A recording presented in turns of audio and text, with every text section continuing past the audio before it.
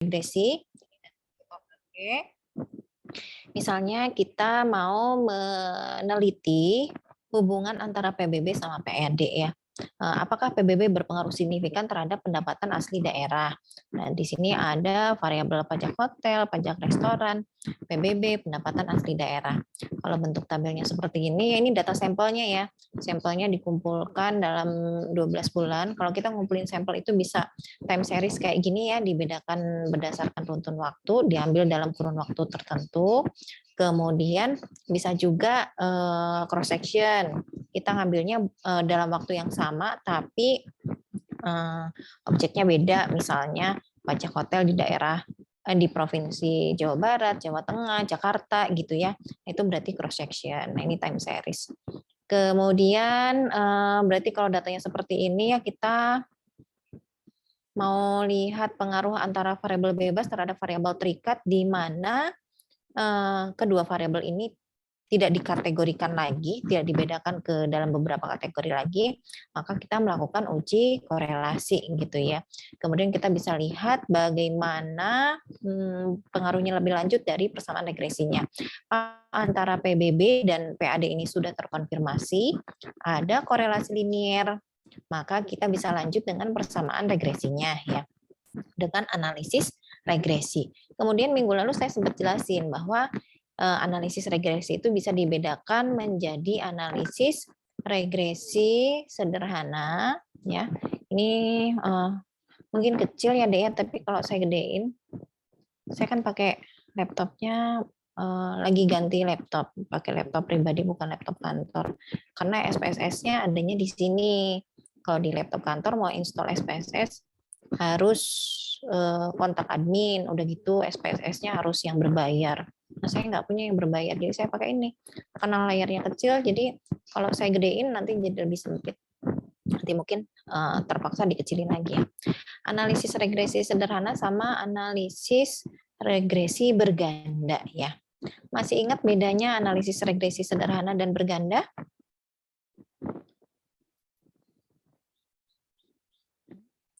Kalau sederhana gimana? Kalau berganda gimana?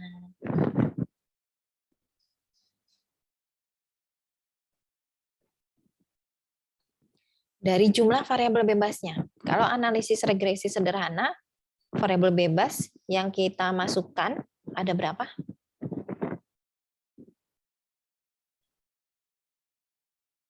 Satu kan, Bu? Satu variabel bebas. Kalau regresi berganda lebih dari Berapa satu lebih? atau lebih bebas. Kemudian jadi bentuk umumnya, model umumnya ya, model regresi secara umum Y sama dengan ya topi harusnya ya, B0 ditambah B1X.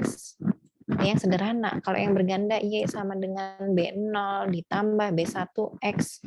Kemudian ditambah, karena lebih dari satu ya kita tuliskan untuk, oh ini X1 ya. Kita kasih indeks juga B2X2 ditambah B3, X3, dan seterusnya. Kemudian dua-duanya ini bisa kita gunakan ya kalau dikonfirmasi ada korelasi linier antara variabel bebas dengan variabel terikat. Nah, kita mulai dari regresi linier sederhana dulu ya. Dari regresi linier sederhana dulu karena ini yang kita mau jawab duluan nih. Apakah PBB berpengaruh signifikan terhadap PAD? Langkah-langkahnya sebetulnya ya, prosedur yang harus dilakukan itu uji korelasi dulu. Uji korelasi atau uji individualnya ya. Uji korelasi, uji individual. Istilah lainnya lagi individual. Istilahnya lagi kalau kalian baca paper-paper atau jurnal atau skripsi gitu ya. Ini juga ada yang nulisnya uji T. Karena di uji korelasi selain pakai koefisien korelasi Pearson, kita juga bisa menggunakan tes statistik T ya. Kalau pengujiannya dua arah pakainya R, kalau satu arah pakainya T ya. Kalau pakai p-value juga itu diperoleh dari T ya.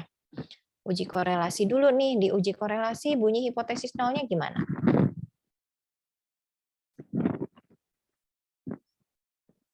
Gimana, Dek?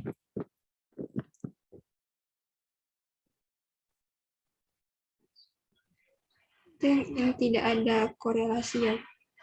Oke, tidak ada korelasi linear antara PBB dan PAD.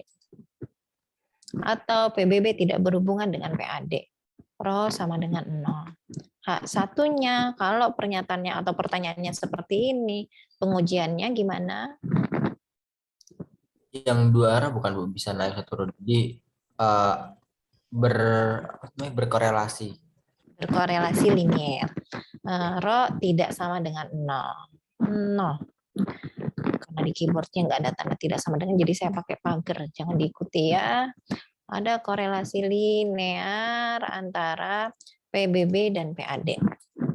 Setelah uji korelasi, baru kita cari persamaan regresinya. Ini nanti kan berarti kalau di uji korelasi kita bandingkan ya R hitung sama R tabelnya. Kalau R hitungnya dalam tanda mutlak itu lebih besar dari R tabel, maka keputusan kita tolak H0. Atau bisa juga pakai p-value ya. Kalau p-value-nya, nah ini nih Haris yang minggu lalu ini ya, nanya-nanya p-value. Memastikan lagi biar kita sama-sama memastikan bagaimana pengambilan keputusan pakai p-value. Kalau p-value-nya kurang dari alfa gimana nih Riz? Tolak atau gagal tolak H0? Kurang dari alfa berarti gagal. Iya nggak sih? Iya nggak sih, Bu? Ya nggak sih? Soalnya nggak masuk yang daerah akhir kalau sama digambarkan. Kalau p-value-nya kurang dari alfa, luas daerah yang dibatasi tes statistiknya lebih dari daerah arsir atau tidak? Nggak masuk ya sih, nggak masuk yang daerah akhirnya. Kalau itu kan pakai ini, pakai R hitung atau pakai R hitung atau T hitung. Baru kita lihat masuk atau enggak. Kalau p-value yang kita bandingkan luas daerah sama luas daerah. Tuh. Oh, kalau kurang dari berarti nggak masuk, Bu. Nggak masuk. Ini yang lain gimana? Masuk apa nggak masuk? Bantu dong. Yang lain gimana? P-value kurang dari alfa. Tolak apa gagal tolak? Tolak H0. Iya betul, tolak H0. Karena luas daerahnya tolak H0. Karena luas daerah yang dibatasi, kan p-value itu luas daerah yang dibatasi tes statistik bisa ke kanan atau ke kiri tergantung nilai tes statistiknya ya.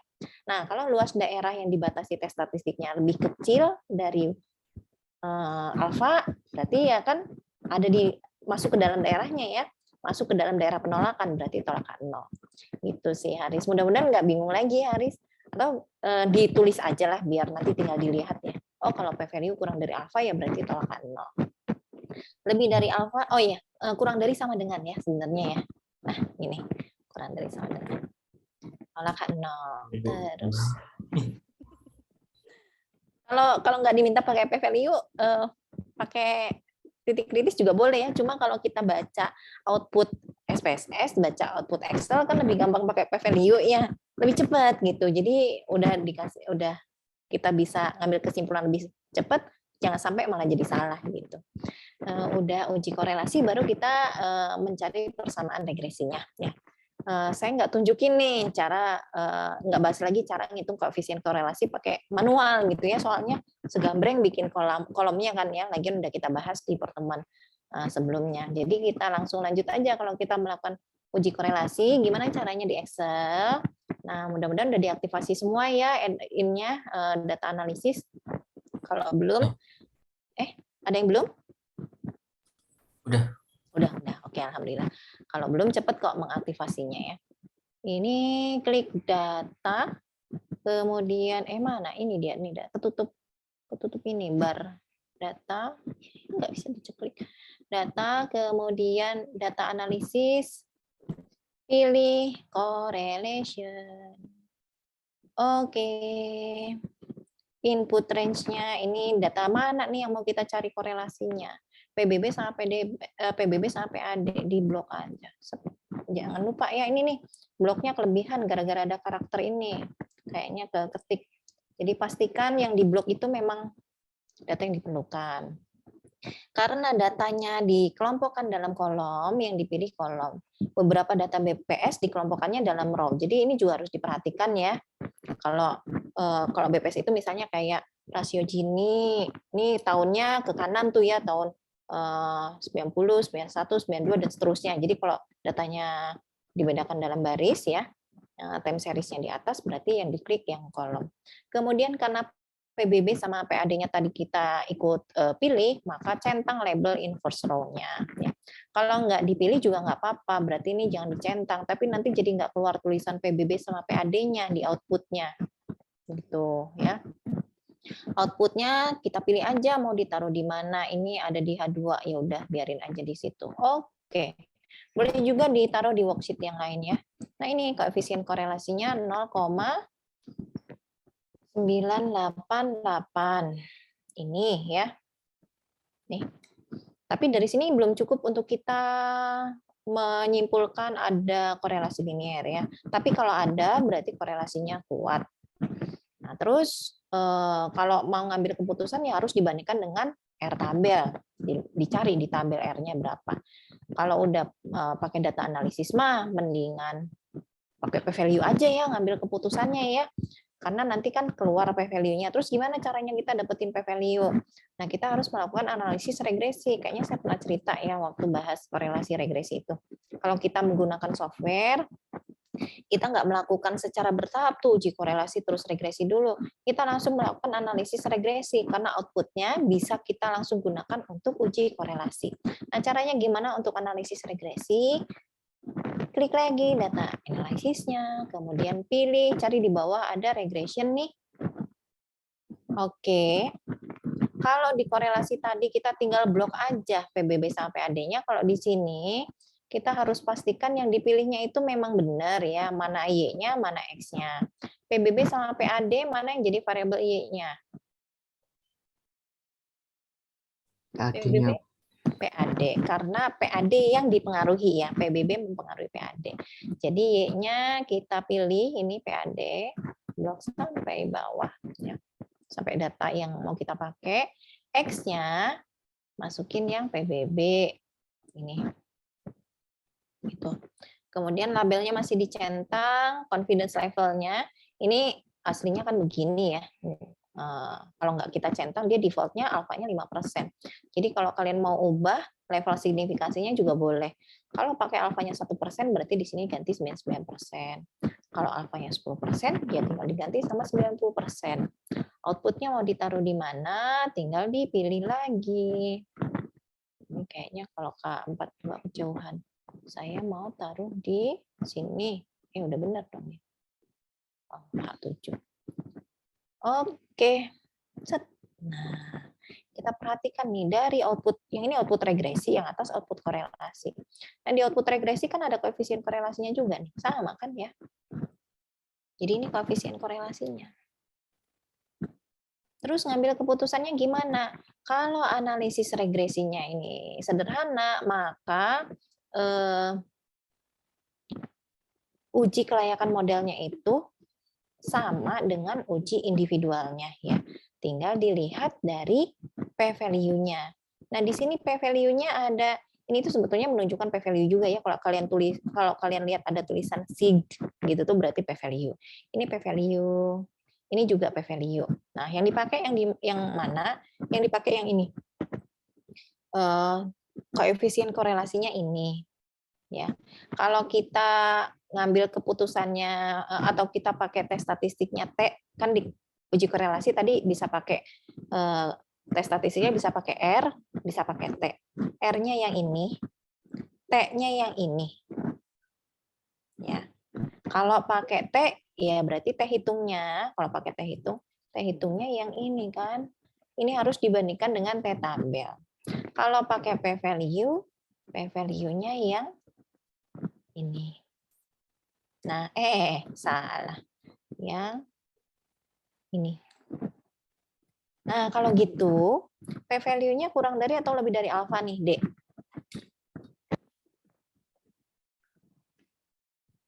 Putusannya apa?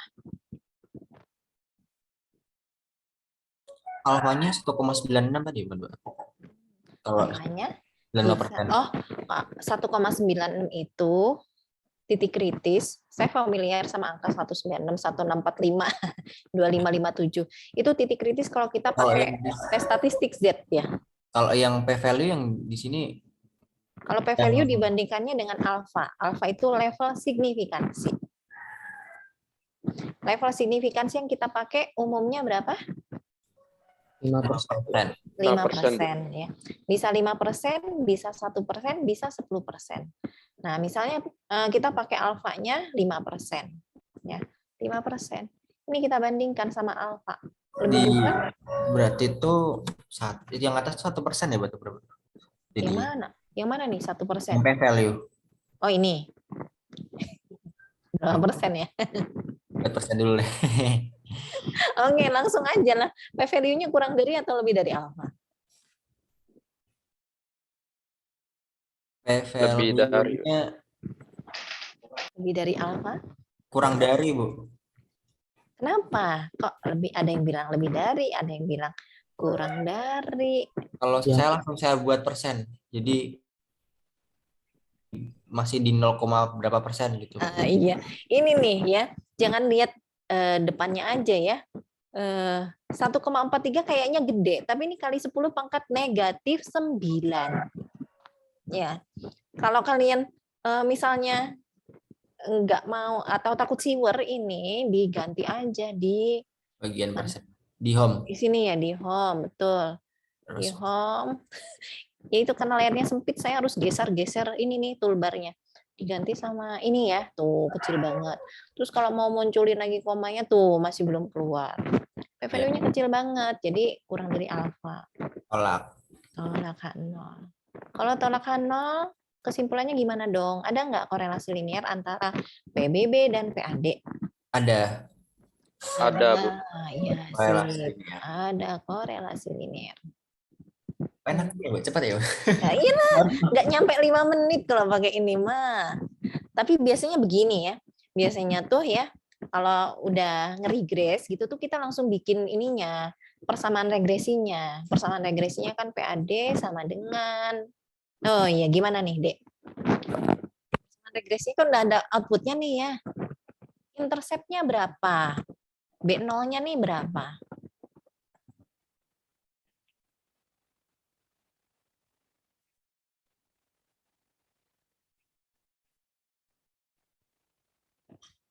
Iya, yang mana ya? Lihat kolom koefisien.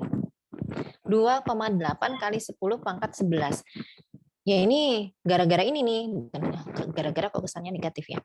Karena datanya ini gede banget kan ya, dan dalam satuan rupiah, 1 rupiah gitu. Idealnya ini dibuat dalam miliar rupiah atau juta rupiah. Jadi kalau datanya BPS itu kita dapetin koefisiennya, angkanya lebih kecil karena mereka udah sederhanakan dalam jutaan rupiah atau miliar rupiah. Nah kalau ini datanya dari Bapenda, tapi PAD-nya ini saya perkirakan aja karena saya nggak dapet data PAD dari Jakarta. Ini data Jakarta nih.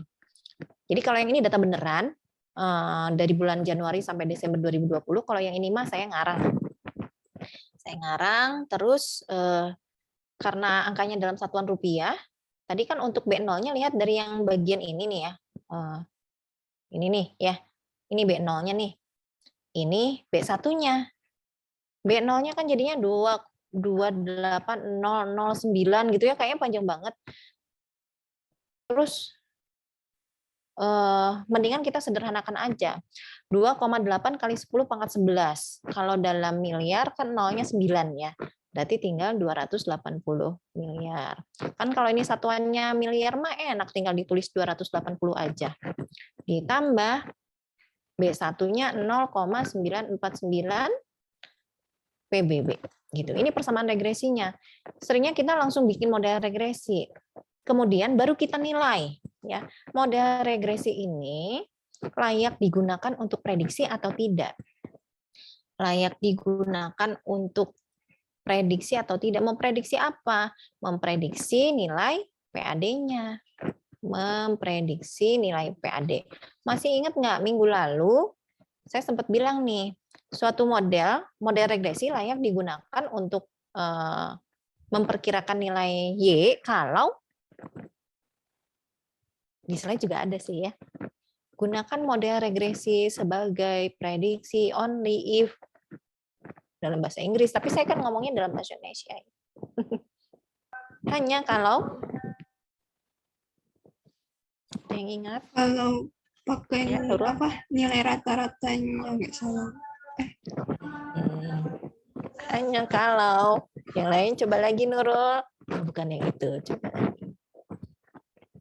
Kalau tidak layak digunakan untuk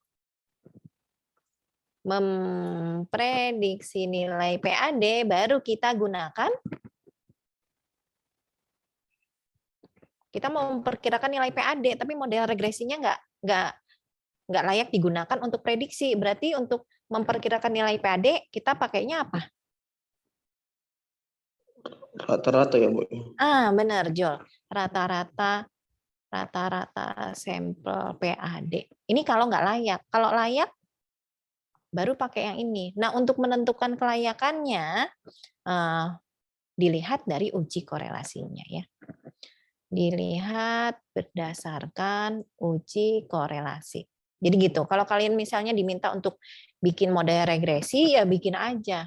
Terus kalau ditanyakan, apakah model regresi yang kalian buat itu layak digunakan untuk prediksi? Ya untuk tahu, berarti kalian harus melakukan uji korelasi.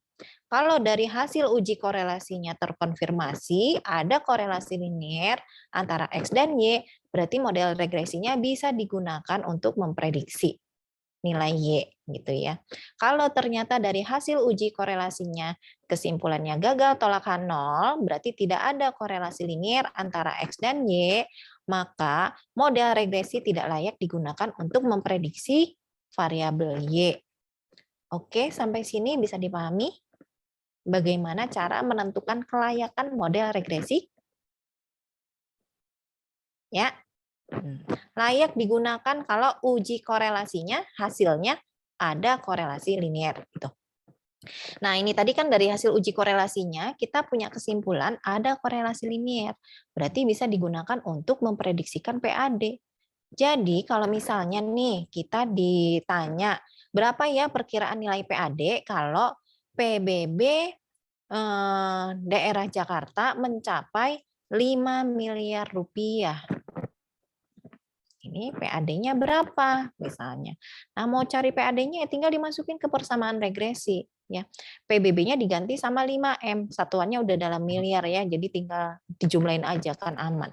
Sama dengan 280 ditambah 0,949 kali 5M. Sip, gitu ya. Nah, gampang kan? Pokoknya kalau udah keluar gini mah tinggal kita baca aja ya. Jauh lebih cepat. Ada yang mau ditanyain dulu nggak? Ya, silakan Jul. Misalnya kan dikerjai kayak gini kan pakai Excel. Dapat hasilnya kan, Bu. Terus pas nyalinnya ke kertas ujian nanti gimana, Bu? Tinggal nyalin. Nyalinnya gimana, Bu? Jalan manualnya nggak ada. Kan bingung. Iya, betul ya. Padahal saya mintanya sebetulnya ya di kelas lain juga nanya gitu ya, pasti ada yang nanya, Bu boleh nggak ini kita jawabnya pakai ini, jadi langsung hasilnya kan dari sini kan kita kalau ditanya uji korelasi nih, koefisien korelasi, hitunglah koefisien korelasinya, jawabannya yang mana Dek? Berapa koefisien korelasinya? Yang itu 2,8 sama 0,94 itu ya? Salah satu koefisien korelasi mah. Oh. Yang mana?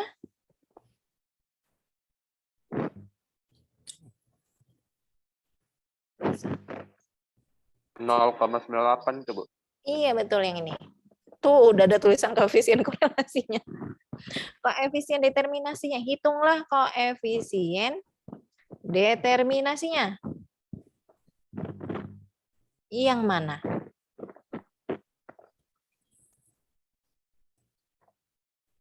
Koefisien determinasi biasanya ditulisnya simbolnya apa sih?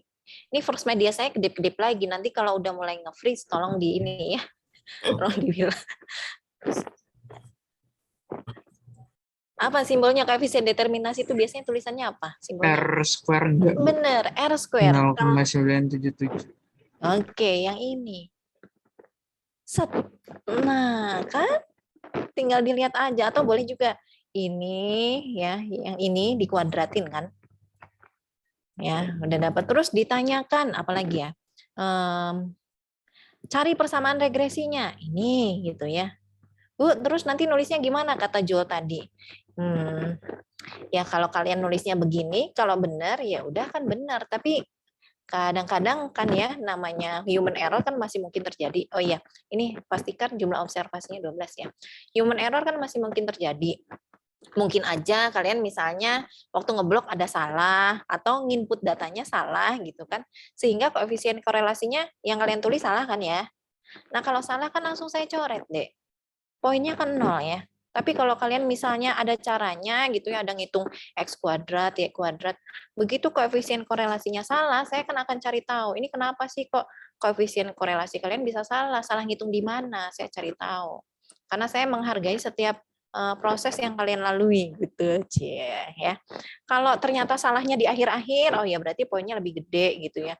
Kalau memang dari awal konsepnya udah salah, udah menghitung X kuadratnya, menentukan X-nya salah, udah gitu masukin angkanya salah, ya diskonnya lebih banyak. Gitu, Jol. Sudah terjawab belum pertanyaannya? Kalau saya sih Bu lebih suka yang manual Bu. Berarti nanti kalau ujian nggak apa-apa kan Bu? Oh, lebih bagus malahan. Jadi saya lebih gampang ngecek, bukan lebih gampang. Saya bisa lebih detail mengoreksinya gitu. Yaitu kalau jawaban kalian cuma begini kan salah ya langsung coret aja kan. Tapi kalau kamu lengkap tuh pakai cara manual, saya lihat tabelnya, oh hasil hitungannya sama nih. Karena kalau saya ngoreksi jawaban kalian, saya punya ini dan punya hitungan manualnya.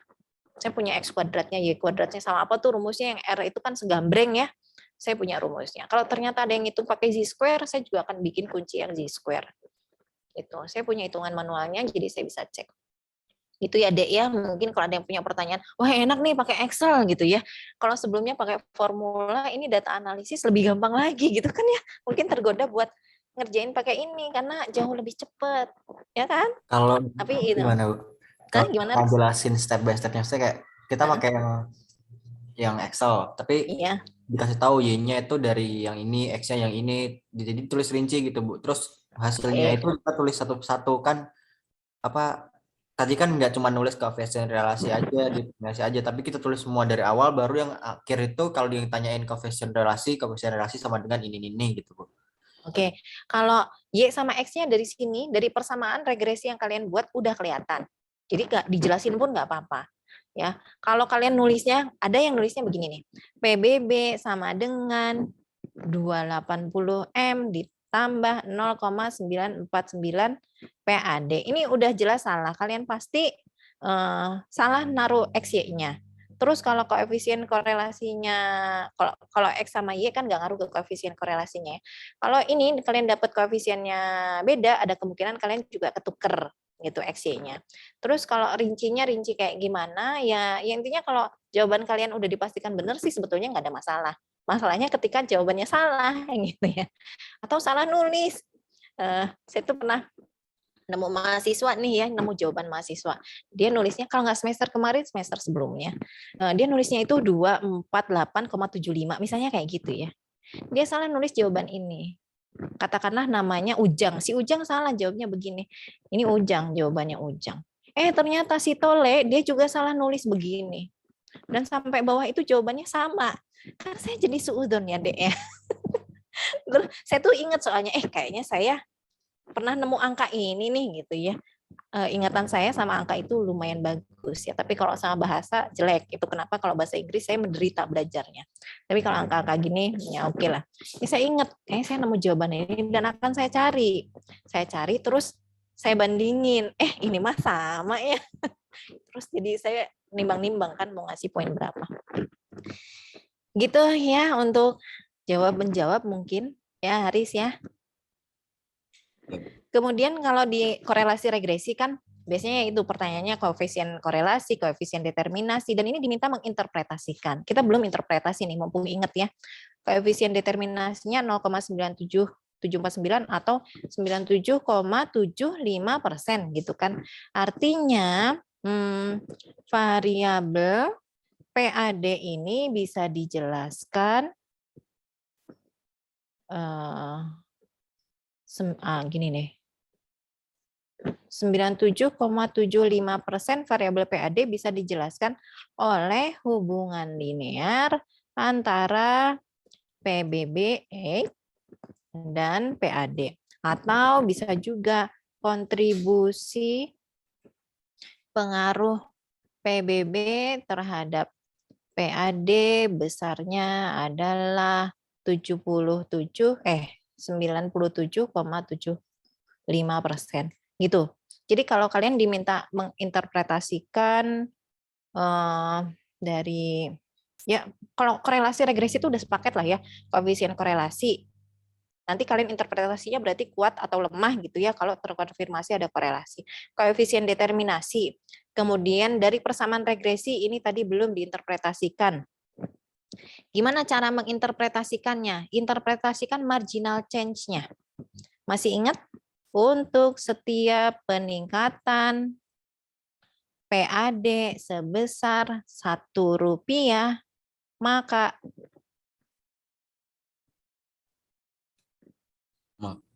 terjadi juga peningkatan dari Maka- PBB sebesar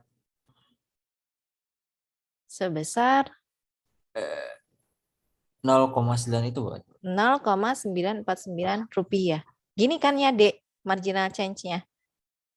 Iya. Iya kan? Kebalik. Ya, kebalik. Kalian mah tadi diem-diem yang- saya bilang kebalik, terus iya kebalik. Jadi kalau ada dosen salah itu nggak usah khawatir untuk mengingatkan ya, tapi dengan bahasa yang benar ya, bahasa yang baik ya. Konfirmasi aja gitu. Bu, Pak, izin konfirmasi.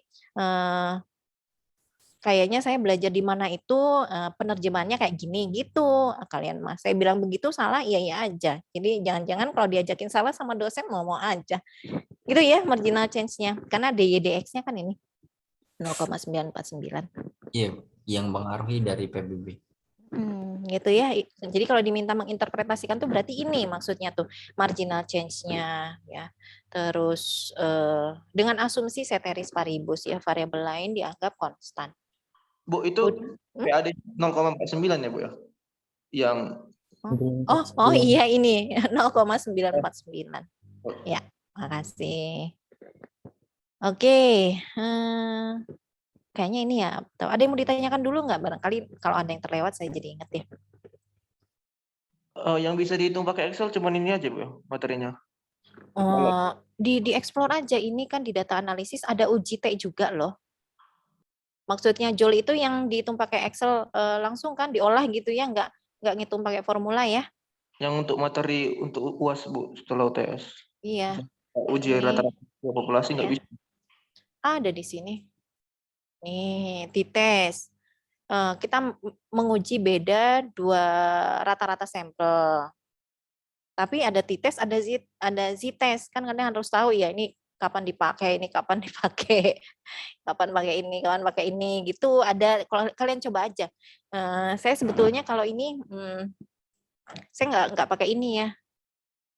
Saya pilih manual aja karena relatif gampang.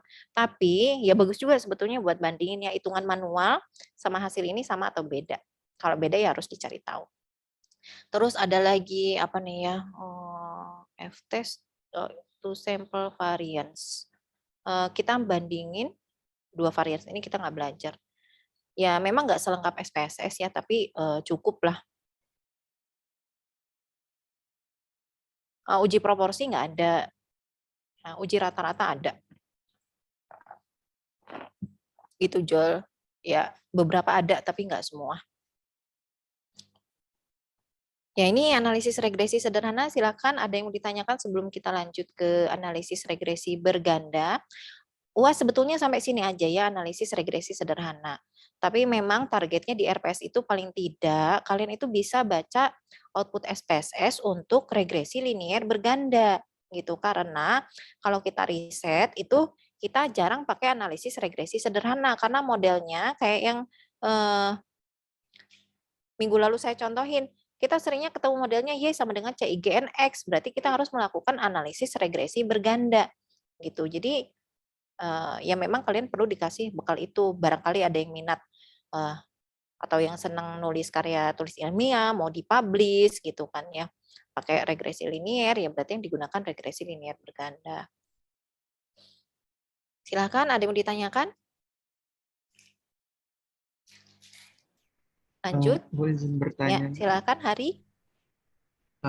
Saya lupa korelasi positif negatif itu Ah, lihatnya dari persamaan atau p-value kurang atau lebih itu Bu? Nah, itu dia. Untung ditanyain, saya jadi ingat. Koefisien korelasi untuk menentukan korelasinya, koefisien korelasi. Untuk menentukan korelasinya positif atau negatif dari mana? Mana tadi ya? Ada korelasi linear keputusannya ini ya. Nah, lebih tepatnya positif atau negatif? Coba jawab dulu ya. Terus barangkali jawaban kalian itu mungkin nebaknya dari mana ternyata benar. Korelasinya positif atau negatif? Boleh Hari yang jawab, boleh juga yang lain yang jawab. Kalau saya nebak positif lihat dari apa namanya persamaan tadi itu kan 280. Ini. Ah, Iya, ya. Kan tadi ditambah 0,949. Ini kan dapatnya dari sini, positif ya. Betul, bisa dari sini salah satu caranya ya. Nah, saya tulis nih. Iya, karena kecil jadi tiap saya mau lihat di sini geser dulu toolbarnya. Oh, korelasi positif ya. Sini bener lah. Positif. Bisa dilihat dari sini atau dari koefisien korelasinya. Kalau Positif enggak, juga. kalau positif positif, kalau negatif negatif gitu. Iya, benar. Koefisiennya negatif. Ya, Hari ya. Jadi benar nih tadi dugaannya. Ada lagi? Padahal makasih di banyak sini, Bu. ya makasih kembali. Di sini di hipotesis alternatifnya kan dua arah ya. Kita cuma mau cari tahu dulu aja ada nggak pengaruhnya. Oh ternyata ada. Dan kalau mau tahu lebih lanjut, ya lihat dari koefisiennya ini positif. Oke, lanjut dulu ke regresi linear berganda. Nanti kalau balik lagi nggak apa-apa, ini nggak saya hapus ya. Analisis regresi berganda.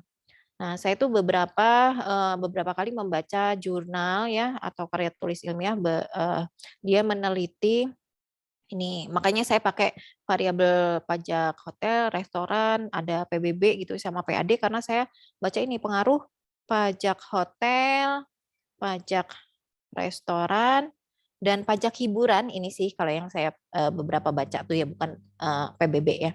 Tiga jenis pajak ini terhadap PAD, komponen pajak daerah kan ya. Selain ini kan ada pajak reklame, terus apa lagi? Kendaraan bermotor, Bu. Kendaraan bermotor, ada lagi air permukaan ya. Permukaan tanah. Terus ya pokoknya banyak banget sih sebetulnya di Bapenda itu ya. Cuma kalau saya download semua, itu masalahnya data Bapenda itu nggak jadi satu gitu ya, nggak kayak datanya BPS, tinggal kita klik terus tahu-tahu jadi tabel, kita download jadi satu gitu. Nah, mereka itu data pajak hotel, Excel-nya sendiri, pajak resto sendiri, ini sendiri. Jadi kalau saya mau ngitung PAD-nya kan berarti harus download semua, terus saya jadiin satu. Sampai 4. Iya, kalau saya mau pakai buat riset itu saya bela-belain, tapi kalau buat praktek aja mah, udahlah ini aja cukup gitu. Makanya ini PAD-nya ngarang nih ya, angkanya ngarang. Kalau yang 3 nggak ngarang. Nah, kita mau nguji ini nih ceritanya, tapi pajak hiburannya saya ganti sama PBB ya. Saya ganti sama PBB, berarti kita harus melakukan analisis regresi berganda. Modelnya yang dipakai ini. Ini. Nah, prosedurnya sebetulnya kayak tadi ya, uji kelayakan model dulu atau uji simultan. Uji simultan ini juga disebut dengan uji F. Nah, kita mau melihat ya pengaruh ketiga variabel bebas secara simultan terhadap PAD. Jadi kita nggak mencari pengaruh masing-masing variabel bebas terhadap PAD dulu, nggak uji korelasi masing-masing ya, nggak cari persamaan regresi masing-masing variabel bebas, tapi barengan gitu di regresnya secara simultan terhadap PAD. Nah, di uji F H0-nya itu H0-nya ini pajak hotel, pajak restoran, dan PBB sama kayak uji korelasi. Secara simultan tidak berpengaruh. Kalau dikorelasikan tidak berkorelasi linier gitu ya. H1 ini berpengaruh. Nah, jadi gampang lah ngingetnya. Keputusannya ya kalau pakai software mah tinggal dilihat dari p-value-nya. Kemudian ini langkahnya uji simultan, kemudian yang kedua uji individual atau uji T tadi. Di sini nih uji individual. Uji individual. Kalau uji F-nya lolos, artinya modelnya layak digunakan untuk prediksi, baru kita lanjutkan dengan uji individual atau uji T. Uji T-nya ya sama kayak di uji korelasi tadi, lihat dari outputnya ya. Oke, kita langsung praktek aja deh, biar dibahasnya berdasarkan outputnya. Caranya, oke, caranya sama kayak tadi. Klik data analisis, kemudian regression, oke. Kemudian Y-nya masih sama ya, masih PAD. Nah, variabel terikatnya, kalau tadi kan cuma satu variabel, jadi yang diblok cuma kolom E nih. Ini kita blok aja sekaligus 1, 2, 3. Jadi enaknya memang variabel bebas itu di jejer sampingan, jangan sampai ada variabel bebas, variabel terikat, terus variabel bebas. Nanti puyeng ngebloknya ya. Kalau di SPSS sih nggak ada masalah. Kalau di Excel repot juga. Jangan lupa labelnya dicentang, kemudian confidence levelnya juga dipastikan sesuai. Outputnya H7 itu, oh yang tadi ya. Saya mau taruh di sini aja. Oke. Nah, gampang kan? Kemudian koefisien korelasinya ini nggak bisa kita maknai ya, karena kita masukin 3 variabel. Jadi nanti untuk uji korelasinya sebetulnya sama kayak di regresi linear sederhana tadi. Kan kita ngambil keputusannya dari sini ya, p-value ya. Untuk regresi linear berganda juga sama dari p-value. Nah, coba kita lihat dulu deh ya. Karena biasanya gitu, begitu kita nge-regress, dilihat dulu nih. Di antara 3 variabel ini, mana yang berkorelasi linear sama PAD? Linearnya semua nggak sih Bu jadinya? Ini semua. Hilman? Ini PBB-nya gimana? 1, berapa tuh? 1,8. Tetap Min ya? cuman kecil banget. Kecil banget juga ya, kali 10 pangkat negatif 17. Jadi betul, tiga-tiganya berkorelasi linear ya. Model regresi simultannya ya, berarti ini PAD sama dengan apa ini, B0-nya negatif 1,63 kali 10 pangkat 10, berarti negatif 16 M ya kayaknya ya. Miliar, tulis aja begitu. Tapi kalau kalian nulis satuan begini ya, nggak lazim sebetulnya di model regresi itu miliar, juta, biasanya cuma angka. Cuma ini saya singkat biar nggak panjang aja. Ditambah, ya namanya singkat ya nggak panjang ya. Aduh, penjelasan macam apa? 1,457 hotel gitu, saya tulis gitu aja ya. Ditambah 1,053554 resto ditambah berapa ini? 0,996 PBB. Nah, masalahnya model ini layak digunakan atau tidak. Lihat dari uji F-nya. Ya, lihat dari uji F-nya. P-value-nya berapa? P-value-nya yang mana, Bu? Nah, kalau uji F lihatnya yang ini. Set. Ya, ini untuk uji F-nya. Uji simultannya, uji kelayakan modelnya. Kalau regresi linear sederhana, uji simultan sama dengan uji individual. Karena ya kan cuma satu variabel bebas. Jadi kalau simultan ya tetap aja cuma dia sendirian ya. Nilainya sama dengan ini. Karena p-value-nya kurang dari alfa ya, maka tolak H0. Tolak H0. H0 bunyinya tadi secara simultan tidak berpengaruh. Berarti berpengaruh Berpengaruh, Bu. secara simultan. kalau berpengaruh secara simultan, modelnya layak digunakan atau tidak? Bisa digunakan untuk memprediksikan nilai PAD enggak? Iya, bisa. Model dapat digunakan untuk memprediksi nilai PAD. Oh iya, Saya jadi inget nih ini tadi ya, kalau di kelas lain ada yang nanya, Bu, kalau misalnya ini dari uji korelasinya nggak ada korelasi linear, kan model regresinya nggak bisa dipakai untuk memprediksikan nilai PAD. Terus kalau nggak layak kan pakainya rata-rata sampel PAD. Berarti yang kita hitung yang mana, Bu? Ini yang kita rata-ratakannya. Nih. Ya, tinggal dicari rata-ratanya aja. Jadi misalnya nih, kalau ini tadi kan PBB-nya 5M, PAD-nya berapa? Kalau model regresinya layak kan ini hasilnya. Kalau nggak layak ya udah rata-rata dari ini. Gitu. Kalau gitu PBB-nya berapapun PAD-nya tetap segini. Iya. Ya. Oke, lanjut ya. Tadi modelnya bisa digunakan untuk memprediksi nilai PAD. Kalau uji F-nya, uji simultannya terbukti ada secara simultan berpengaruh terhadap PAD dari setiap variabel bebas ini, kita lanjut dengan uji T. Uji T ini sama aja kayak uji korelasi di analisis regresi linear sederhana. Nah ini. Jadi ini kopas aja. Tapi ada 3 pengujian yang harus kita lihat ya. Yang pertama PBB sama PAD, kemudian apa Hotel pajak sama PAD. betul hotel pajak hotel ini juga pajak Restoran yang hotel satunya restoran betul ada 3 hipotesisnya 3 pengujian 3 kesimpulan pajak restoran terus tadi kan kita lihat tuh p-value-nya kurang dari alfa semua ya keputusannya ini kan p-value kurang dari alfa. Ada kesimpulannya ini. Untuk yang hotel sama resto juga sama.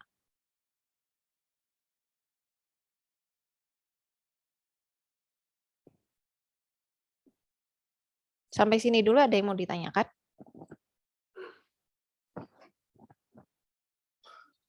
Koefisien determinasinya.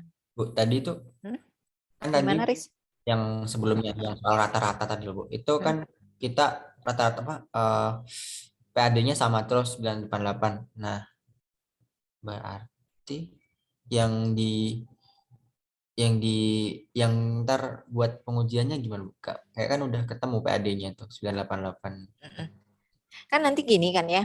Kalau dari prosedurnya tadi kan uji korelasi dulu. Iya. Kalau ceritanya kita diminta untuk memprediksi PAD.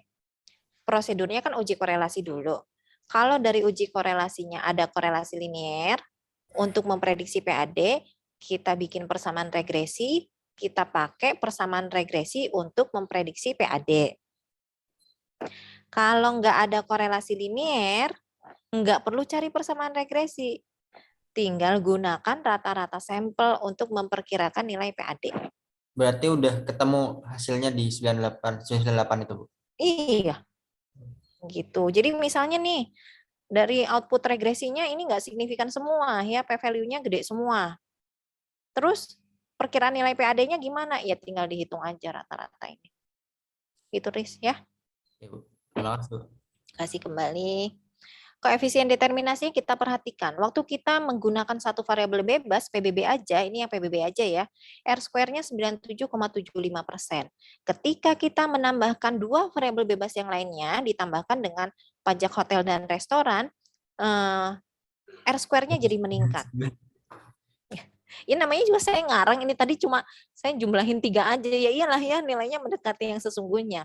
Padahal ya kalau kita riset itu, kayaknya ini kejadian langka deh, dapetin R-square 99% tuh ya.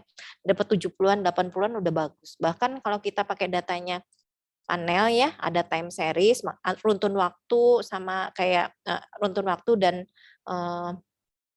beberapa daerah gitu, itu R-square-nya paling dapatnya 30%-an, 40%-an gitu ya. Itu juga udah bagus.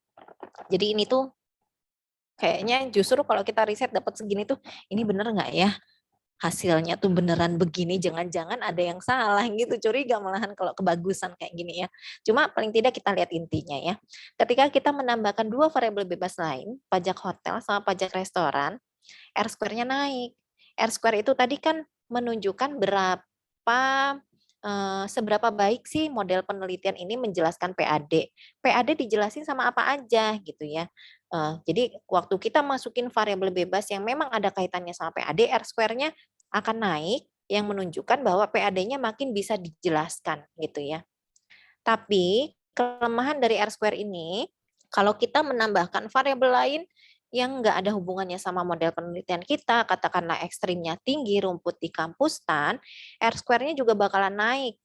Ya, padahal harusnya nggak naik gitu ya. Jadi ketika kita melakukan analisis regresi berganda, koefisien determinasinya akan lebih baik kalau kita menggunakan adjusted R-square. Nah, kalau adjusted R-square ini sudah disesuaikan ya. Kalau kita masukin variabel yang tidak terkait dengan penelitian, sembarang variabel, dia akan memberikan penalti sehingga adjusted R-square-nya tidak setinggi R-square. Itu ini koefisien determinasinya 99,99%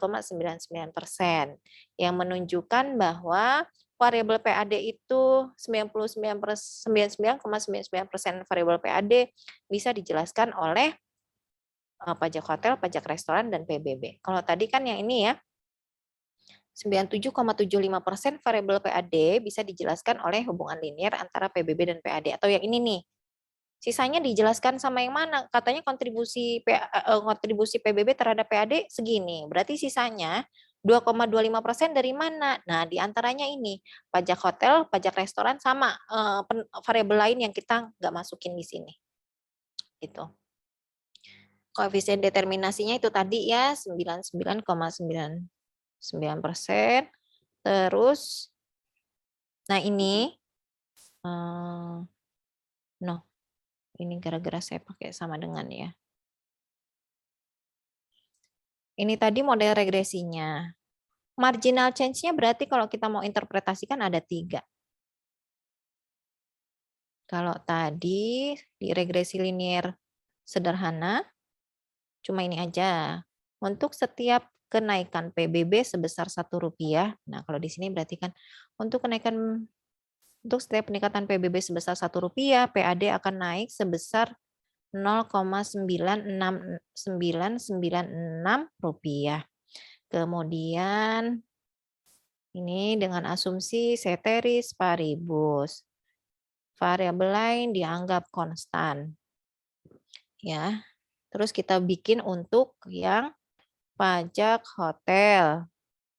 Kalau pajak hotel itu 1,457. Terus ini pajak restoran. Pajak restoran 1,054. Udah, Dek. Selesai. Ada yang ditanyakan sampai sini? Jadi uji simultan yang ini lihatnya ya, uji simultan. Kalau p-value-nya kurang dari 0, oh berarti modelnya layak digunakan. Kemudian uji individualnya lihat dari sini. Nah, dari sini kita bisa lihat variabel mana saja yang berkorelasi linear dengan variabel terikat. Bisa saja kalau tadi ya ketika kita menambahkan variabel lain, ini cuma PBB aja, koefisiennya positif, terus berkorelasi linear. Mungkin aja waktu kita masukin variabel lain, kita tambahkan 2 variabel, si PBB yang tadinya berkorelasi linear, jadi nggak berkorelasi linear. Itu mungkin ya. Ini, Bu. Tadi kan yang apa? Aduh, lupa. Yang sebelum ini yang uji apa, Bu? Sebelum ini? Yang PV. Apa nih? Yang tadi sebelum ini kan Ibunya jelasin ini uji uji simultan. apa? Iya, uji simultan PV-nya di mana? Kalau yang ini kan signifikan SF itu Iya, PV. jadi kalau kalian di output software gitu kan macam-macam ya. Mungkin ada yang kolomnya itu begini nih. Gini. Ada juga yang mungkin begini. Ini pakai ini. Nah, tergantung softwarenya apa. Mereka ada kolom ini ya. Ini p-value juga, yang ini juga p-value. Gitu ya. Kalau di Excel lihat signifikan. 2 berarti dia ya ada p-value secara eksplisit dituliskan, juga ada signifikan F. Oke, sebelum kita lanjut ke ANOVA, ada yang mau ditanyakan? Ilman? Tadi yang kayak besaran tetapannya itu ngambilnya dari mana ya, Bu? Kayak 16M sama berapa tadi, Bu? Yang PBB tadi. Ini Ya, negatif minus. 16. Oh, ini. Ini kan 1,6375 kali 10 pangkat 10. Oh. Ya. Jadi dari kalau intercept ini yang lainnya, Bu, yang di atas itu buat apa, Bu? Lain koefisien. Iya, maksudnya Oh, kekalan. ini. Iya. Untuk uji F itu kita bisa ngitung manual sebetulnya. Cuma kita kan nggak belajar ya. Penentuan F ini ditentukan oleh sum square sama mean square-nya. Ini udah dihitungin sama dia. Itu degree of freedom-nya udah dia hitungin juga. Mungkin nanti kalau kita lihat uji ANOVA kita bisa bandingin ya. Ini artinya apa? Digunakan untuk apa? Itu ini dipakai buat ngitung F-nya. Ya, Hilman. Jadi yang kita gunakan sebetulnya cuma ini. Kalau cuma interpretasi aja. Bu, Ada mau lagi? Baik, Bu, makasih. Iya, makasih kembali Hilman. Silakan Jol. kita kan Bu belum pernah belajar regresi linear berganda di RPS yang ada cuma linear sederhana. Nanti ada yang berganda nggak Bu kira-kira? Kalau manual enggak, udah jelas enggak. Kalau sebelum-sebelumnya baca output SPSS pun biasanya dikasih variabel bebasnya cuma satu. Tapi kan kalau dari sini ya, bacanya sama-sama aja mau satu variabel bebas ataupun lebih dari satu. Gitu. Jadi kalau untuk UAS cuma sampai sini aja nih, cuma regresi linear sederhana aja. Oh, berarti nggak ada yang simultan tadi kan Bu ya? Kalau untuk Enggak, tapi kalian tetap harus bisa. Yaitu nanti kalau kalian nulis-nulis gitu, takutnya pede gitu ya. Oh, waktu statistika diajarinya PBB sama PAD, terus kalian bikin 3 model regresi, PBB, PAD, pajak hotel, PAD, pajak resto, PAD. Itu bisa ya, bisa tergantung kerangka berpikir kalian di desain penelitiannya. Tapi khawatirnya bilangnya mau menguji pengaruh secara bersamaan, tapi kalian bikinnya itu di regres masing-masing. Karena di RPS itu memang kan ada ya tulisan uji simultan gitu ya, uji individual. Jadi kalian perlu tahu uji simultannya seperti apa, uji individualnya seperti apa. Tapi karena materinya di triol dibatasi regresi linear sederhana, iya penghitungan manualnya mengikuti ini. Gitu ya, Jul. Ada lagi? nggak ada Bu, itu aja Bu. Terima kasih. Oke, terima kasih kembali. Yang lain gimana?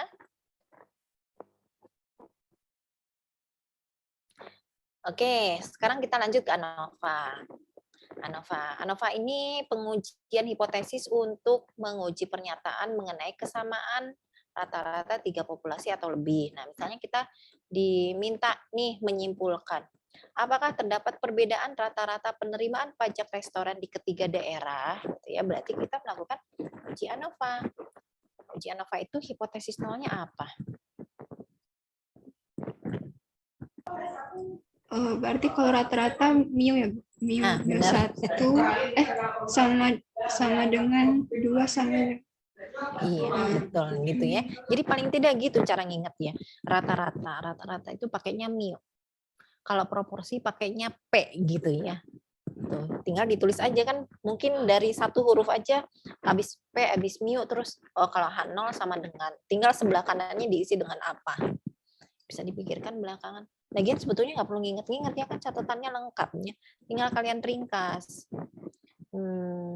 Kalau ingat ya tentu saja lebih baik. Jadi seakan-akan katanya Bu Anissa nggak usah diingat, takut salah ya. Kadang-kadang ada aja yang salah. Anak saya kadang-kadang juga begitu, dikasih tahu. Katanya Bunda nggak usah diingat, ya jadi salah. Apa? Setidaknya ya. Setidaknya ada satu daerah gitu ya. Yang tidak sama. Yang tidak sama penerimaan rata-rata penerimaan pajak restonya. Ada satu daerah yang enaknya gini kali ya, rata-rata penerimaan pajak restoran yang memiliki rata-rata penerimaan pajak restoran berbeda dengan daerah lainnya. Nah, terus kalau ANOVA kan pakainya tes statistiknya F ya. Idealnya kita nyari F hitung. Nah, ini kesukaannya Jol tadi kan. Jol lebih suka manual. Jadi saya juga mau nunjukin manualnya kalau F, kalau ANOVA ya, karena rumusnya pendek. Kalau tadi R segambreng, nanti saya langsung demo, salah kurung, salah bintang gitu ya, outputnya salah, puyeng nanti ya. Jadi yang pusing-pusing itu nggak usah ditunjukin ke kalian. Nah, tahu-tahu kalian taunya saya udah tahu. F-hitung. F-hitung itu rumusnya variance between, tulis aja lengkap lah ya, variance between dibagi dengan variance within. Jadi kita harus cari dulu variance between sama within-nya. Variance between itu N dikalikan variance dari rata-rata. Jadi kita harus hitung dulu variance-nya. Rata-ratanya juga harus dihitung. Ya kalau mau ngitung variance kan tinggal manual juga cepet sih, nggak pakai data analisis ya. Tinggal begini aja kan di blok. Pastikan grand totalnya nggak kepilih. Rata-rata tinggal average-nya aja. Nah, udah deh di kopas ya. Salah blok. Nah, N-nya ini equal sample size. N-nya 12. Variance between rumusnya N ya. N-nya 12 dikalikan variance dari rata-rata. Variance dari yang mana? Yang ini nih, variance rata-rata. Yes. Benar ya? Oh iya. Variance within itu rata-rata dari variance, rata-rata. Dari yang mana? Dari nilai variance ini. Yang atas. Salah nih. Nih. Nah, F hitungnya ini dibagi ini. Selesai. Tinggal nyari F tabel. Untuk nyari F tabel butuh DF pembilang sama penyebut. DF pembilang itu K kurang 1. Ada 3 daerah, berarti K-nya 3. 3 kurang 1, 2. DF penyebut, N besar, jumlah seluruh sampel ya, dikurangi K. 48 dikurangi K-nya. 48 dari mana? 36, Bu. 36 kurang 3. 33. Udah ya, tinggal dilihat nih F tabelnya berapa. Nah, kalau pakai Excel gimana? Data analisis. Pilih ANOVA single factor. Karena kita menggunakan satu variabel penerimaan rata-rata penerimaan pajak resto dan tidak dibedakan lagi ya ke kategori yang lain. Kita cuma satu faktor aja. Oke. Inputnya dipilih di blok ya. Dari mulai ini saya ulang aja.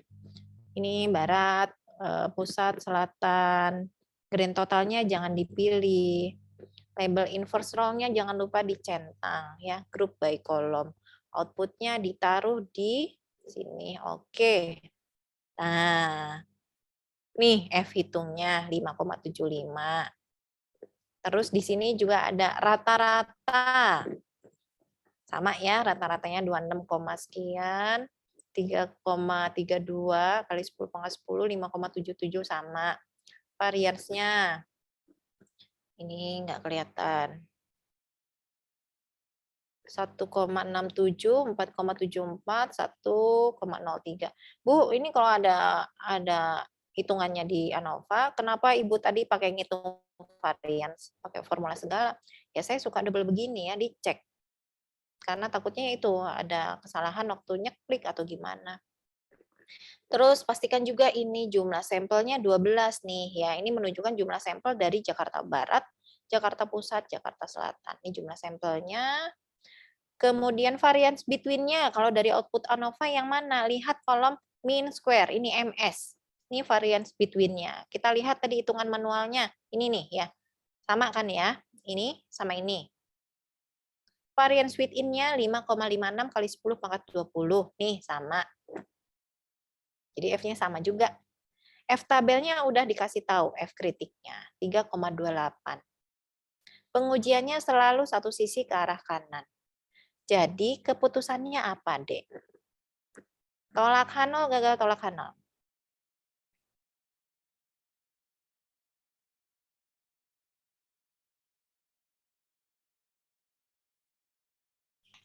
Kalau F tolak nggak, Bu? Kalau F tolak. Kalau pakai P value? Value di sama aja, Bu, di bawah. Sama aja. Kalau alpha. Harus sama dong ya. P value-nya juga P value-nya kurang dari alfa juga. Jadi keputusannya tolak H0. Kalau tolak H0, kesimpulannya apa? Sama nggak penerimaan rata-rata Ada yang penerimaan beda, pajak? Bu. Ada yang beda. Yang mana Viv yang beda? Nggak tahu, Bu. Nggak tahu. Perlu dilakukan uji Ya, lanjutannya. uji lebih lanjut, Bu. Sip. Kalau ditanyainnya begini, ya cukup bilang aja apakah terdapat perbedaan rata-rata. Ya setidaknya ada satu daerah yang rata-rata. Ini mah di copy aja lah nih ya.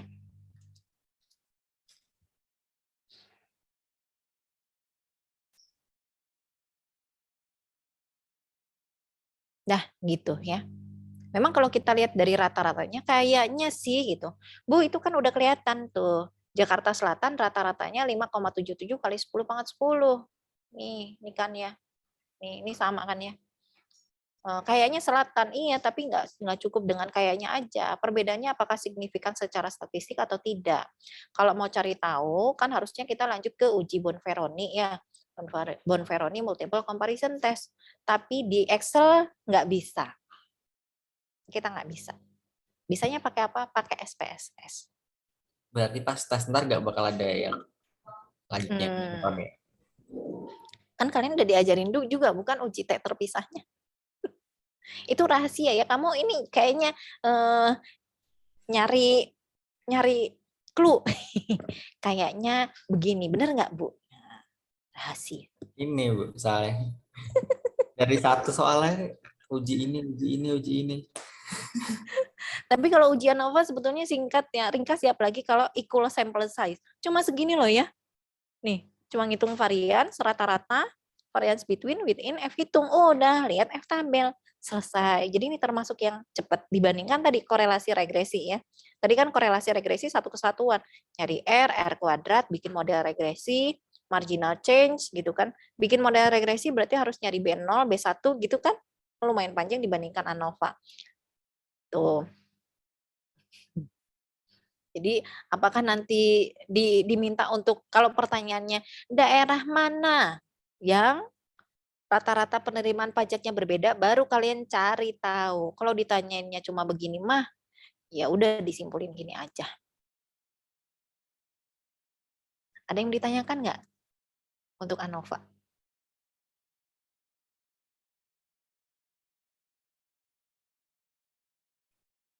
Terus kalau Joel itu pernah capture rumus ini yang pakai sum square, mean square gitu ya Joel ya. Nah ini Joel kalau mau ngecek hitungannya nih, sum square-nya yang ini. Mean square ini nama lainnya variance between sama within. Iya, Bu. Terus ini degree of freedom pembilang sama penyebutnya juga ya. 2. Tadi kan kita juga udah nulis nih 2, penyebutnya 3. Tuh. Jadi kalau ANOVA enak nih. Titik kritisnya juga udah dikasih tahu. Ada yang ditanyakan? Kalau enggak saya mau lanjut SPSS. Ada yang mau coba atau enggak? Kalau kalian mau ikut nyoba, udah install, saya pelan-pelan nunjukinnya. Saya nungguin kalian. Kalau cuma mau lihat aja, berarti saya kan nggak perlu nunggu, langsung aja saya tunjukin. Belum sempat. Belum sempat nginstall, ya berarti nanti cuma lihat aja ya. Dan memang nanti di UAS SPSS termasuk aplikasi yang nggak bisa dibuka nanti ya. Cuma PDF, Excel, sama Word. Oke, kalau pakai SPSS gimana? Ini SPSS saya, oh ya stop share dulu. Kalau SPSS saya harus share-nya itu entire window, bentar. No.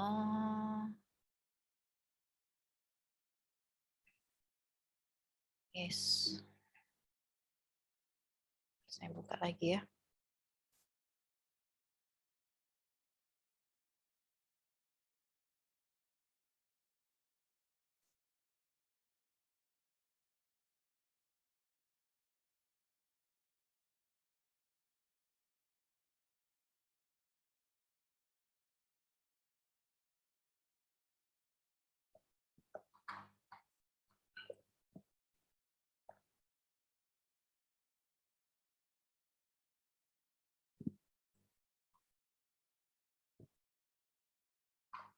Laptop saya agak lelet kalau udah buka Zoom, SPSS, sama Chrome. Ya mungkin karena ada beberapa film drakor juga di sini ya. Lumayan buat saya hiburan drakor tuh. Lagi suntuk gitu ya. Kalau suntuk dipaksain kerja kan udah mah oh ini keningnya berkerut-kerut di depan laptop. Tapi kerjaan progresnya gitu-gitu aja gitu ya, nggak jalan-jalan. Jadi kalau udah Iya. kayak gitu saya sih nonton dulu drakor ya, tapi yang komedi romantis gitu. Kalau yang melo-melo saya enggak ya. Supaya happy. Kalau happy kan kerjaan enak lagi gitu. Kalian juga boleh begitu, kalau lagi suntuk percuma dipaksain, cari hiburan dulu. Tapi jangan sampai salah, nanti hiburan terus kelepasan ya.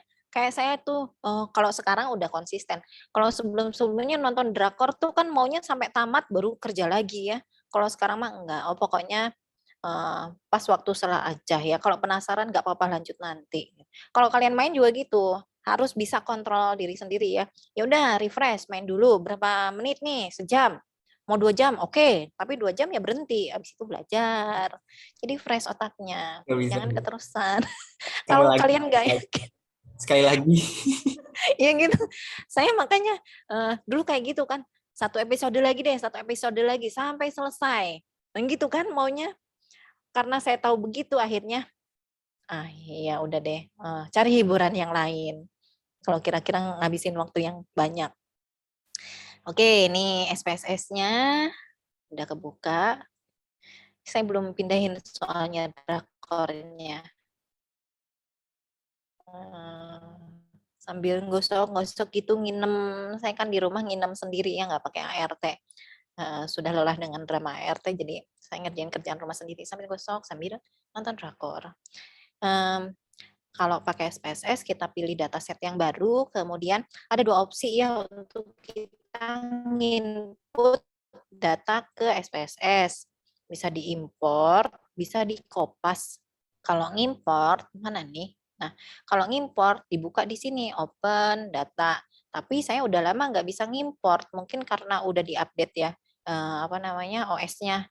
Dan ini kan krek-krekan saya dapat dari mahasiswa juga. Nggak mungkin juga kan SPSS-nya saya update gitu biar kompatibel sama OS yang baru. Bisa jadi malah nggak bisa dipakai. Jadi akhirnya yaudah biarin deh, nggak usah diimport. Saya nginputnya pakai copy paste. Kalau nginput itu tadi open hanya menggunakan data yang kita mau pakai. Kalau kita nggak pilih sel lagi bisa jadi angka-angka yang kayak gini tuh ikut masuk. Dan ini nanti harus dibersihin lagi gitu ya. Kan repot ya, mendingan selnya disesuaikan. Nah, saya mau kopas. Tapi SPSS ini dia ngolah datanya satu variabel satu kolom. Jadi ini data rata-rata penerimaan pajaknya harus kita jadikan satu kolom dulu ya. Ini kan ada di 3 kolom ya, dibedakan berdasarkan daerah. Kita gabung. Belum di share screen, Bu. Oh, kok belum sih? Bukannya tadi udah ya? Belum.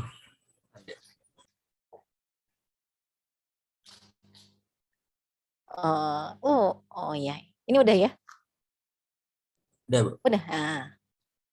Ini bisa Tiwas udah tunjukin ini loh di sini. Ternyata belum di-share. Ini saya mau kopas di sini. Tapi datanya harus dijadiin satu kolom dulu ya. Jangan asal nyampur. Kita tetap harus membedakan ini data punyanya daerah mana. Ya, SPSS cuma bisa baca data yang bentuknya angka. Jadi ini yang barat, Jakarta Barat, jangan kita tulis barat juga. Kita ganti jadi 1 deh misalnya ya. Saya mau ganti 1 aja. Semuanya ini tadi yang barusan saya copy, rata-rata penerimaan pajak dari bulan Januari sampai Desember di Jakarta Barat. Yang Jakarta Pusat juga saya gabung nih ya di bawahnya deh. Mau di atasnya juga boleh ya, yang penting ya kita tandain ini dari Jakarta Pusat. Kemudian ini Jakarta Selatan, Barat, Pusat, Selatan.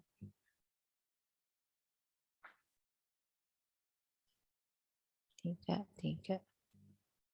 Nah, kalau udah jadi 1 begini bisa kita kopas.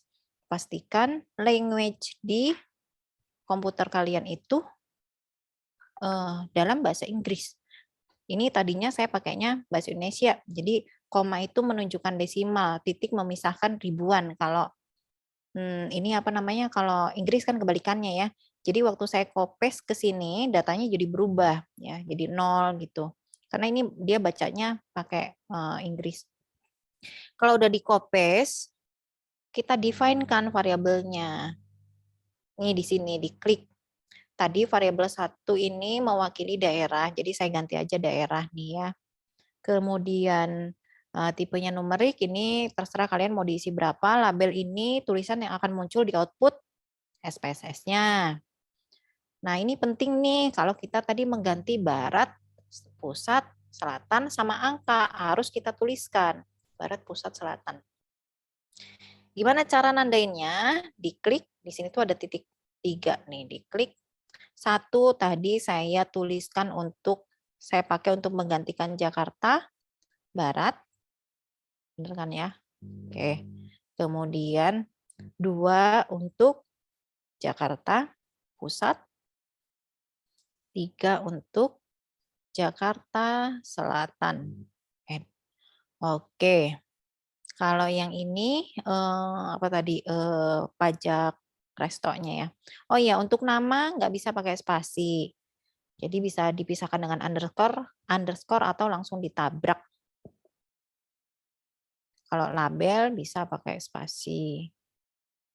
Kalau datanya kuantitatif, value-nya nggak perlu diisi. Nah ini nih yang penting nih. Kita harus menentukan variabel yang digunakan ini masuk skala yang mana. Di pertemuan pertama atau kedua, kita belajar 4 skala pengukurannya. Ada nominal, ordinal, interval, rasio. Nah, tadi daerah kita ganti sama 1, 2, 3. 1, 2, 3 itu masuk kategorinya, skalanya yang mana, Dek?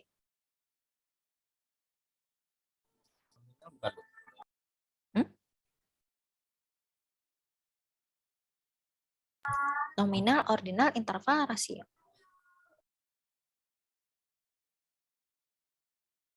Kalau katanya Chris itu kelas apa ya? 5. Christopher Theodore, itu kalau nggak salah ya nama lengkapnya. 5. Apa gitu ya, dia jawab rahasia, jangan saya kasih tahu. Kenapa Chris jawab itu? Berdasarkan keyakinan saya sih Bu itu. Kayak perasaan. Tapi benar untungnya ya. Jadi barangkali kalian ada ingatan terus kayaknya sih waktu itu ini masuknya skala pengukurannya ini. Apa nih menurut kalian? Nominal, ordinal, interval, rasio.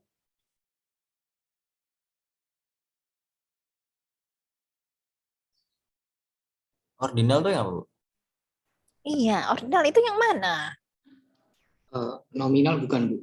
Kenapa nominal? Karena ini kan rupiah, Bu, uang. Kalau ordinal itu kalau nggak salah yang apa sih? Nggak ada koma-komanya gitu. Nggak ada koma-komanya. Terus angkanya, Ordinal. kalau ordinal itu angkanya digunakan untuk Lambang. lambang Berarti ordinal, aja, Bu. label aja. Ordinal.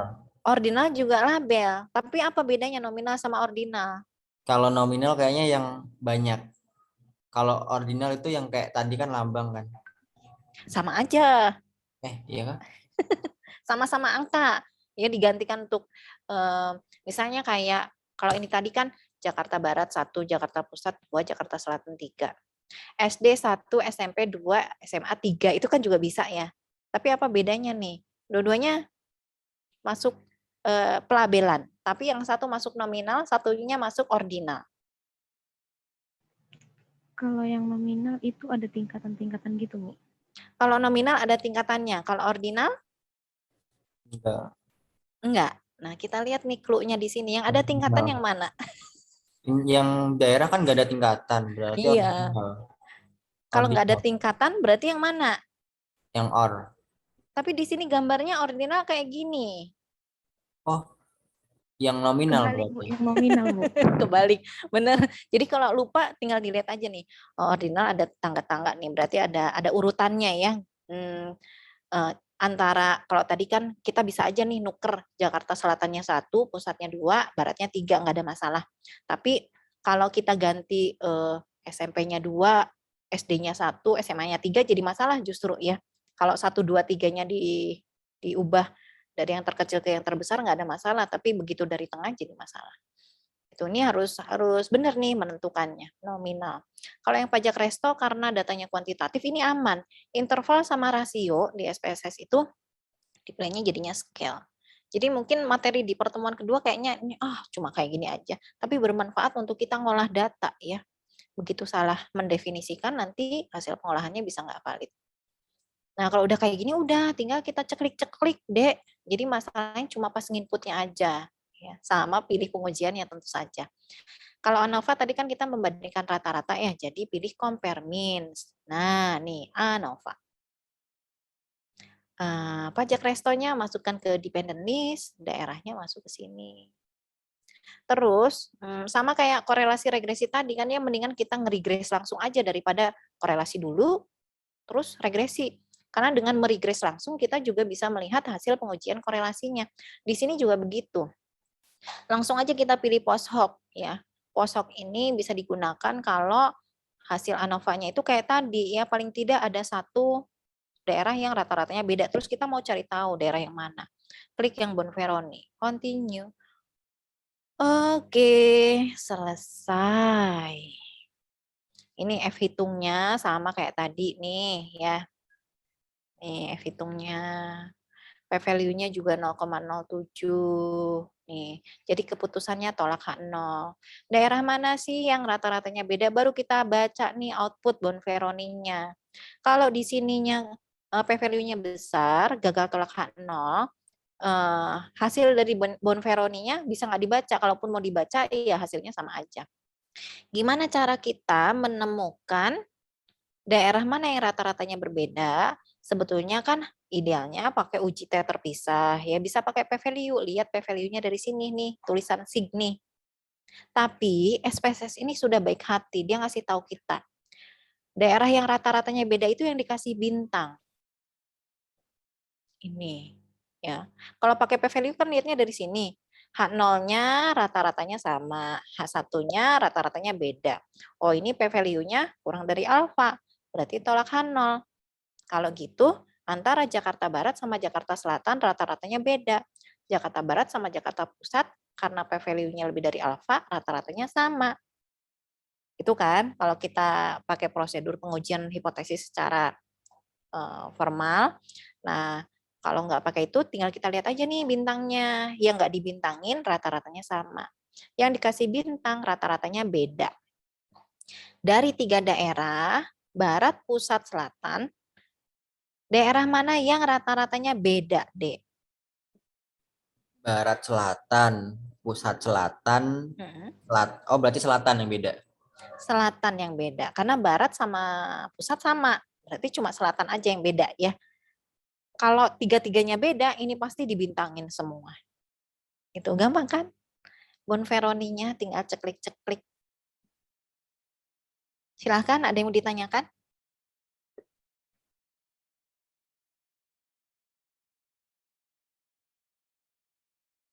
Udah selesai praktek kita. Kalau nggak ada yang ditanyain mah, itu tinggal tanya-tanya.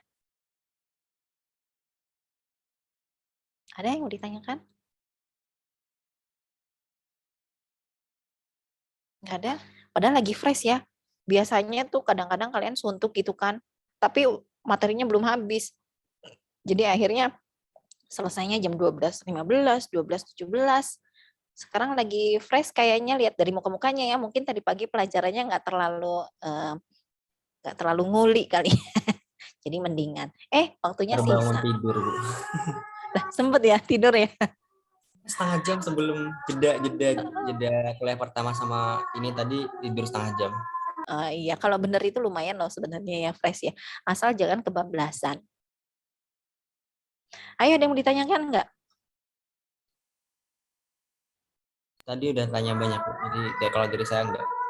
Oke, teman-temannya yang lain? Izin Bu. Ya, silahkan Hilman. Nanti kan kalau ujian online kan pakai namanya lupa. SEB. Ya, itu tuh yang SPS ini bisa masuk nggak, Bu? Enggak. Makanya tadi saya bilang SPSS termasuk aplikasi yang tidak bisa dijalankan saat UAS nanti ya, karena cuma ditulis PDF, Excel sama Word aja yang bisa dibuka. Nggak bisa request, Bu. Iya.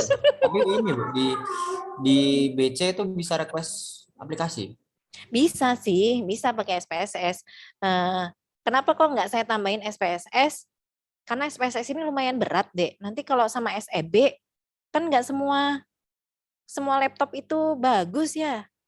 Nah, nanti daripada kalian buka terus lemot, ngeheng gitu kan senewen, terus jadi panik gitu ya. Dan kalau kalian baca di RPS itu ngolah datanya pilihannya antara Excel sama SPSS. Excel menurut saya udah cukup untuk materi kita setelah UTS. Nggak perlu seberat SPSS. Ya kalau pakai SPSS cuma buat Bonferonimah ya gitu kayaknya cost-nya lebih besar dibandingkan benefitnya gitu ya. SPSS berat. Ya Hilman ya. Ibu, terima kasih, Bu. Ya, makasih kembali. Gitu ya. Ada lagi nggak yang mau ditanyakan? Ya, yang penting ini aja minggu depan jangan lupa kuis ya. Kalau di sebelum UTS itu kita kuisnya di luar jam karena waktu itu materinya banyak. Nah, kalau sekarang waktunya cukup banget. Ini udah selesai, sekarang aja sisa tuh waktunya. Jadi minggu depan full kuis ya, tapi tetap di Zoom ya. Saya ngawasin kalian. Ini ya Bu, berarti habis ini materinya udah nggak ada lagi. Udah nggak ada. Hore, dikit kan? Kan cuma coba Tapi ya. ribet, Bu. Dikit tapi Apa coba? uji ini harus ngapalin Bu. Nggak ngapalin sih. Ngerangkum tadi kan. Ngerangkum bener. Coba ya saya ringkas. Ada uji beda rata-rata sama uji beda proporsi. ANOVA. Tabel kontingensi. Korelasi, regresi. Ya. Ini semuanya ngomongin pengujian hipotesis. Paling cuma hipotesis, hitung tes statistik, ambil keputusan. Interpretasinya jangan lupa. Kalian suka tolak H0, gagal tolak H0. Udah aja nggak ditulis ya interpretasinya. Kalau gitu saya diskon nilainya. Jadi sampai ke kesimpulannya dong. Itu cuma 4 ya kalau dibandingkan sama materi UTS mah jauh lah Dek ya. Soalnya juga cuma 4. Kemudian anaknya nggak sebanyak di UTS. Kalau UTS soalnya lebih banyak, saya lupa 5 apa 6 ya kemarin soalnya. 6 ya kayaknya. Dan beranak gitu kan. Kalau sekarang 4.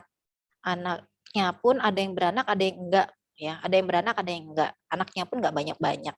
Jadi kalian benar-benar punya kesempatan untuk memperbaiki nilai. Ya emang kemarin kayaknya rata-ratanya sih udah bagus ya, enggak sereceh yang lain lah. Kalau saya lihat ternyata bukan cuma statistik aja yang nilainya receh, lab output juga pada receh. Ya, ini kalian punya kesempatan besar untuk bikin nilai kumulatifnya nanti jauh lebih bagus. Yang penting tenang, jaga kesehatan, gitu aja. Diringkas materinya, disiapkan dengan baik, insya Allah hasilnya juga bagus. Oke? Benar, tidak ada yang ditanyakan? Kalau nggak ada yang ditanyakan, ya 5 menitnya ini tercepat ya jadinya ya. Sampai ketemu minggu depan. Terima kasih banyak atas partisipasinya. Jaga kesehatan ya Dek ya, karena sayang juga kalau kalian udah nyiapin UAS sebaik mungkin, ternyata pas UASnya justru kurang sehat ya, jadi ambiar nanti. Jadi itu yang paling penting, jaga kesehatan. Selamat siang. Assalamualaikum warahmatullahi wabarakatuh. Waalaikumsalam. Waalaikumsalam. Terima kasih, Bu. Terima kasih banyak, Ya, Bu. kasih kembali. Banyak, Bu. Makasih, Izin end Bu. meeting ya Dek ya. Ya, Bu. Baik, Bu. Ibu.